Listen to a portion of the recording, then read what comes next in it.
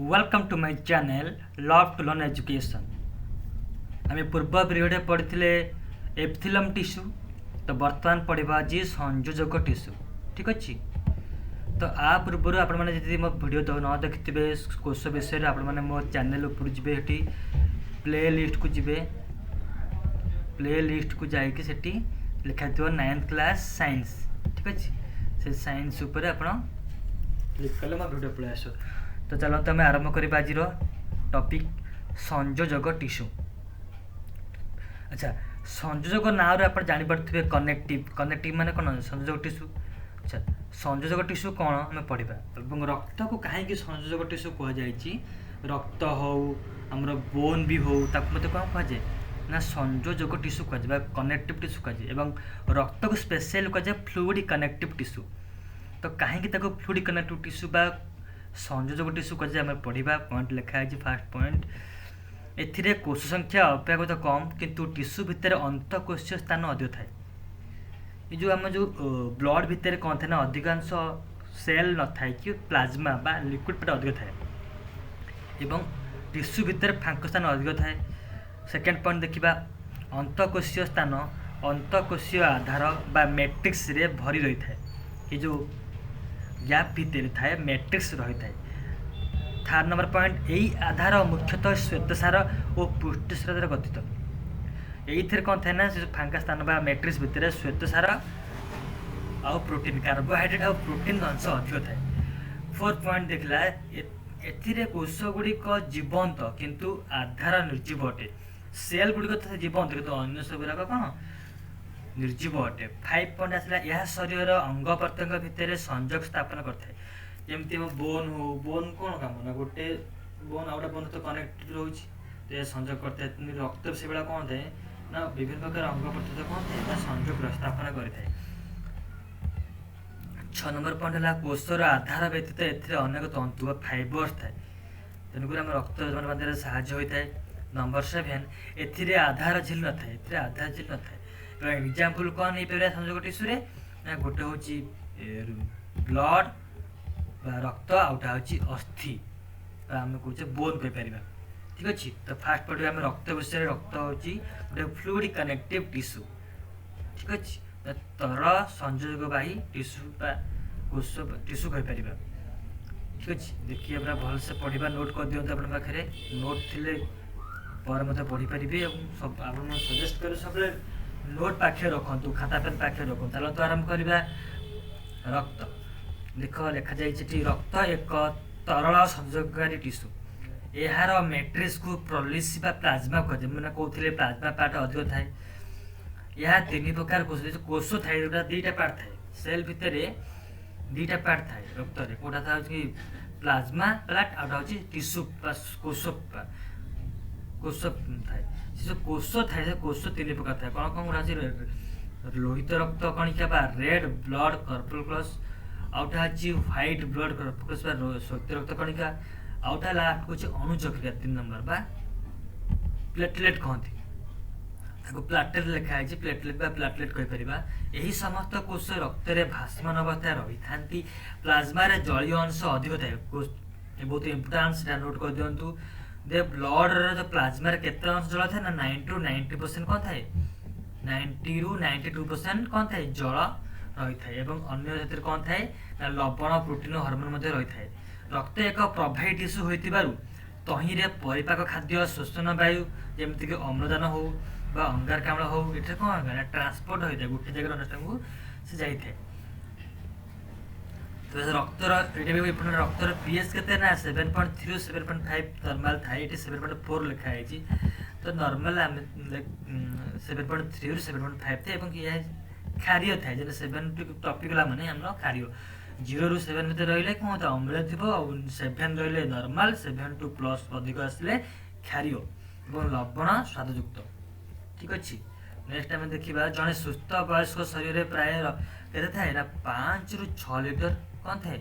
Litre रक्त रही थाए। रक्त आउ कौन थाए ना रक्त लवण मान क्लोराइड थाए कार्बोनेट थाए बाइकार्बोनेट थाए सल्फेट थाए फस्फेट थाए आदि प्रधान। यही लवण समत सोडियम कैल्शियम और लौहयुक्त रही था एथरे को जो लवण गुरा के फॉर्म थाए ना सोडियम Na कैल्शियम Ca एवं लौहयुक्त फेरिक ऑक्साइड कहूँ से आकार से रही था रक्त जैविक पदार्थ ऑर्गेनिक सब्सटेंस थाए ऑर्गेनिक सब्सटेंस मतलब कौन कौन आल्बुमिन ग्लोबुलिन फाइबरजिन ठीक अच्छे प्रोथम्बिन इत्यादि प्रधान अब ब्लड कहीं आप जानते रेड देखा जाए कहीं ना हिमोग्लोबिन थाए ठीक अच्छे हिमोग्लोबिन गोटे थाए जो प्रोटीन थाए ठीक अच्छे शरीर भितर रक्तर चलप्रचल समय यह साधारणतः जमाट बांधि न थाए कारण रक्त में हेपारिन नामक एक पदार्थ यहाँ जमाट बांधि रक्षा करे इम्पोर्टाट तो कौन ना हेपारिन पदार्थ से कौन करता है रक्त बांधि न थाए। नेक्स्ट आम जा गोटे सेकेंड नेक्स्ट आम जा पढ़ा आम रक्त तो पढ़ले ठीक अच्छे बर्तमान पढ़ा रोहित रक्त कणिका आरबीसी कौन ठीक अच्छे आरबीसी कौन आम पढ़ा आरबीसी रेड ब्लड कर्पकुलस जे कि रोहित रक्त कणिका आम कहूँ ओडिया यही कोषर आकार दुई अवतल बाई कन्भेक्स माने दीपटू केमती बाहर बाई कन्भेक्स ठीक अच्छे मनीषर आरबीसी नेष्टि न था नेष्टि बिहेव नेष्टि न था मनीषर आरबीसी नेष्टि न था रक्त रे हिमोग्लोबिन थिबारु रक्तर वर्ण लाल देखा जाए जानी समस्ते कही हिमोग्लोबिन एक यौगिक पुष्टिसार प्रोटीन कहते कंपाउंड प्रोटीन रक्त रे यार काम कौन ना यार काम हो जो रक्त जो अम्लजान थाए से कौन करे ट्रांसपोर्ट करे सब कोष को सी पहुँच था ब्लड मध्यम ठीक अच्छे मुख्य भूमिका ग्रहण करता है ट्रांसपोर्टिंग क्षेत्र में मनीष शरीर आरबीसी आयु अर्थात लाइफ स्पान के 120 दिन मात्र ठीक अच्छे 120 दिन मात्र आरबीसी लोहित चित्र यहाँ ठीक अच्छे चित्र पढ़िया श्वेत रक्त कणिका व्हाइट ब्लड कर्पकुलस WBC यही कोष निष्ठिजुत निष्ठि थाए आम शरीर विभिन्न प्रकार श्वेत रक्त कणिका रही था यथा लिम्फोसाइट मोनोसाइट और न्यूट्रोफिल बेसोफिल आउ इसोनोफिल ये कैटेगरी पर पढ़ा तो विभिन्न प्रकार श्वेत रक्त कणिका थाए रक्त परीक्षा समय एमानकर संख्या को गणना कराए श्वेत रक्त कणिकार आयुष प्राय 3 दिन मन रहा आरबीसी के कहले ना 120 किंतु ये के WBC हूँ 3 दिन ठीक अच्छे मात्र 3 दिन तार आयु देख ये हूँ विभिन्न प्रकार WBC कौन कौन इसोनोफिल न्यूट्रोफिल बेसोफिल लिम्फोसाइट मोनोसाइट पर पढ़ा डिटेल्स आम पढ़ा आम कौन ना ब्लड प्लेटलेट जो कहते अणुचक्रिका यार आयुष मात्र के 10 रु 12 दिन रक्त जमाट बांधे मुख्यतः साहाय्य करते परीक्षा बहुत आसी था कि अणुचक्र काम कौन रक्त जमाट बांधे प्रमुख मुख्य कार्य हूँ रक्त को जमाट बांधा ठीक अच्छे तो ये थिला red blood cell white blood cell blood corpuscles तो वर्तमान ये सैला फ्लूइड कनेक्टिव टिश्यू तो नेक्स्ट आम देखा आउ गोटे प्रकार अच्छी कौन ना अस्थि बोन जहाँ कह अस्थि एक कठिन संयोजक टिश्यू यह शरीर आकार निर्धारण करें अस्थि सह पेशी टिश्यूर संयोग द्वारा शरीर चलन संभव होता है यही टिश्यूर कोष को अस्थि कोष ऑस्टियोसाइट कहुए जो टिश्यूटा कौ से ना ऑस्टियोसाइट्स ऑस्टियोसाइट चित्र कहीं कहुए सब ताकि अलग प्रकार ठीक अच्छे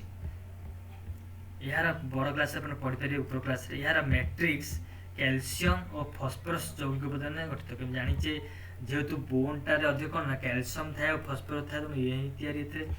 शरीर गोटे अस्थि को अन्य एक अस्थि संयोग कर टिश्यू को लिगामेंट सब परीक्षा पढ़े एमती कि SSC हो बैंकिंग हो रेलवे परीक्षा पढ़े ठीक अच्छे बहुत मन रखिए तो कौन कहना गोटे अस्थि को अन्य एक अस्थि गोटा बोन सहित ये गोटे थर बोन ये गोटे थर मन है बोन ये बोन बोन जो संयोग कहुए कौन कह ना लिगामेंट ठीक अच्छे कौन कह लिगामेंट तापर आसला लिगामेंट एक नमनीय इलास्टिक टिश्यू यह अति दृढ़ और शक्तिशाली लिगामेंट मध्य मैट्रिक्स रही है और यह एक तंतुमय बा फाइबर टिश्यू थाए तेणुक से जॉइंट कर सुविधा होता है आउटा आसपा टेंडन कौन एटा लिगामेंट दीटा टर्म मन रखियो एटा लिगामेंट आउटा जे टेंडन टेंडन कौन ना अस्थि सह पेशी बा जो मांसपेशी को संजोग कौन कहबे हमें टेंडन कहा जाए बोन बोन हेले लिगामेंट बोन सहित कौन से मांस आसीगले टेंडन बा पेशी रोज आसीगले टेंडन कहबा यह एक प्रकार संयोजक टिश्यू मध्य यह मध्य तंतुमय टिश्यू बा फाइब्रस रे तैयारी यह दृढ़ और अनमन्य नॉन इलास्टिक ये इलास्टिक नुहे एवं कम प्रसारणशील कम प्रसारित ये बेसी एक्सपैंडेबल हो न था ये देख सी सेल हो सेल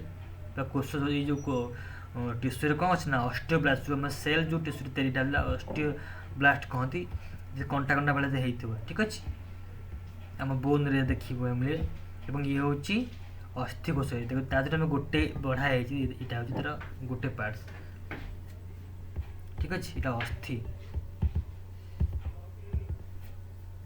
तापर आम देखा गोटे सेकेंड